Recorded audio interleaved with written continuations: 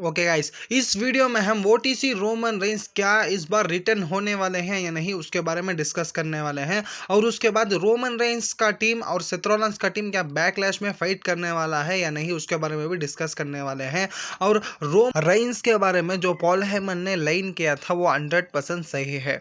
Paul Heyman ये कहते हैं कि रोमन रेंस मेरा रिवेंज लेने के लिए वापस नहीं आया था, वो अपना ऊला फाला लेने के लिए वापस आया था, ये पॉल हेमन कहते हैं। उसके बाद हम बात कर लेते हैं हमारे ओटीसी रोमन रेंस के रिटर्न के। हमारे ओटीसी रोमन रेंस इस महीने और आने वाले नहीं हैं, शायद से वो मनी इन द बैंक को आ सकते हैं, वो अपना मैच बैकलैश में मिस करते हैं। रोमन रेंस का एक ये भी रूमर है कि वो शायद से आकर WWE money in the bank जीत सकते हैं 2025 में, ये एक रूमर निकल कर आ रहा है। उसके बाद एक चीज हम देखने को मिलता है 2020 में हमारे ब्रॉन स्ट्रोमैन चैंपियन रहते हैं और केल्सी ग्रीन आकर WWE में उतना परफॉर्म नहीं करती, लेकिन 2025 में केल्सी ग्रीन चैंपियन है और ब्रॉन स्ट्रोमैन को WWE फायर कर दिया गया।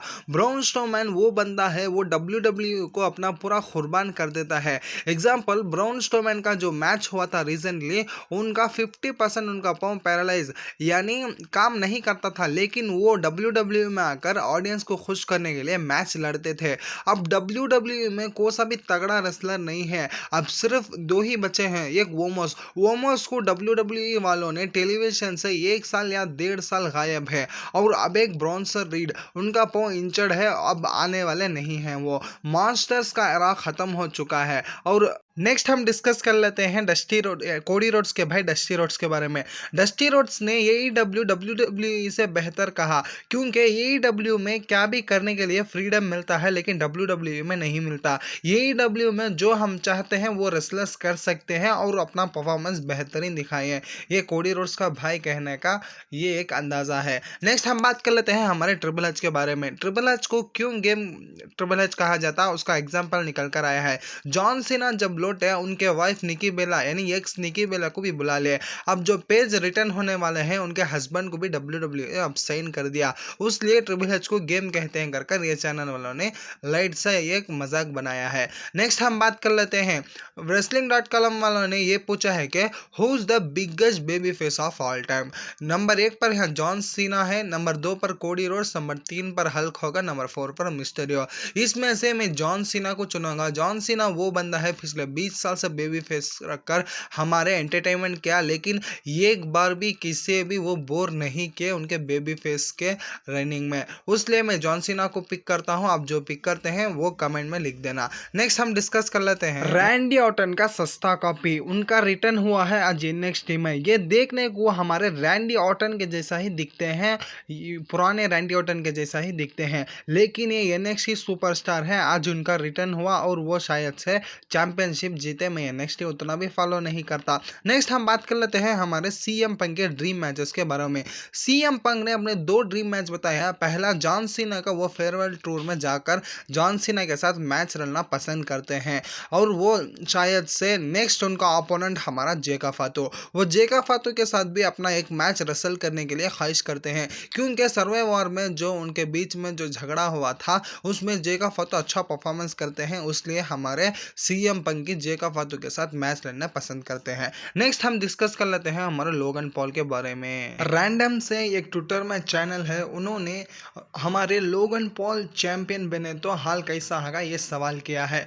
लोगन पॉल चैंपियन बना सिर्फ ये कम WWE को करना है, वो है लोगन पॉल को मनी इन द बैंक जिताना। उसके बाद लोगन पॉल आराम से हमारे वर्ल्ड चैंपियन बन सकते हैं। नेक्स्ट हम बात कर लेते हैं मर्चेंडाइज सेलर्स के बारे में। पहला नाम हमारे जो हेनरी का है, दूसरा जॉन सीना, तीसरा कैरन क्रॉस और चौथा हमारे रोमन रेंस और फिफ्थ हमारे रैंडी ऑर्टन। इसमें हमारे फर्स्ट के और हमारे थर्ड के ये दोनों भी रेसलर अब काफ़ी फेमस होकर आ रहे हैं। रोमन रेंस नहीं है, लेकिन फिर उनका टी शर्ट 4th प्लेस में बिकता है। नेक्स्ट हम बात कर लेते हैं हमारे फॉर्मर WWE रेसलर के बारे में। हाँ गाइस, मोहम्मद अली का एक मैच था TNA में माइक सांटा के खिलाफ और इसमें बहुत ही खतरनाक रेसलिंग कर हमारे मोहम्मद अली जीत गए। नेक्स्ट हम बात कर लेते हैं AEW के कोलैबोरेशन शो के बारे में। इस शो का व्यूज़ निकल कर आया है सिर्फ 3,40,000 पर एक AEW का बहुत ही घटिया हालत चल रहा है। नेक्स्ट हम बात कर लेते हैं हमारा स्मैकडाउन जो लास्ट वीक हुआ था उसके व्यूअरशिप 1.4 मिलियन व्यूज निकल कर आया है। हमारा स्मैकडाउन भी बहुत ही घटिया होकर जा रहा है। जब रोमन रहते थे आराम से 2.3 2.7 निकलता था जब रोमन चैंपियन थे। नेक्स्ट हम डिस्कस करने वाले हैं रॉ के बारे में जो इस वीक होने वाली है ब्लैक क्लैश के बाद। उसमें 3 चीज़ कंफर्म हुआ है, एजे स्टाइल वर्सेस फिन बैलर का मैच और यो स्काई रिया रिप्री का एक टैग टीम मैच और तीसरा मेंस का tag team match war raider और द ब्रदर्स के बीच में। और उसके बाद इस ब्लैक क्लैश में हमारे पेंटा और हमारे डोमिनिक मिस्टीरियो का मैच कंफर्म हुआ है। और भी जो मैच ब्लैक क्लैश में चलने वाला है उसका लिस्ट है John Cena versus Randy Orton का मैच, बैकी लिंच का यूएस चैंपियनशिप के लिए मैच और हमारे पेंटा का भी डोमिनिक मिस्टीरियो का। ये मैच कई सारे मैच आप देख सकते हैं। नेक्स्ट हम बात कर लेते हैं ड्रू मैकिंटायर के फेवरेट मैचों के बारे में। ड्रू मैकिंटायर ने बहुत सारे फेवरेट मैच बताया है, हम देख सकते हैं प्रियंका बेलर, कार्लिटो, बहुत सारे रेसलरों का नाम बताया है। और नेक्स्ट हम बात कर लेते हैं हमारे बैकी लिंच के बारे में। बैकी लिंच को इंस्टा में फैंस अब बैकी होगन गलत बोलना शुरू कर दिए, उसलिए बैकी लिंच बहुत ही नाराज़ हो चुकी है फैंस के ऊपर।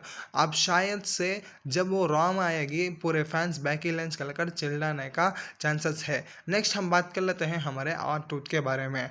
R-Truth का एक undisputed match versus John Cena के साथ एक मैच, एक रूमर ये भी निकल कर आ रहा है ये मैच होगा गलत को, ये मैच होएगा या नहीं फ्यूचर में ही पता चलेगा। नेक्स्ट हम बात कर लेते हैं हमारे जॉन सीना और रैंडी ऑर्टन के मर्चेंडाइज के बारे में।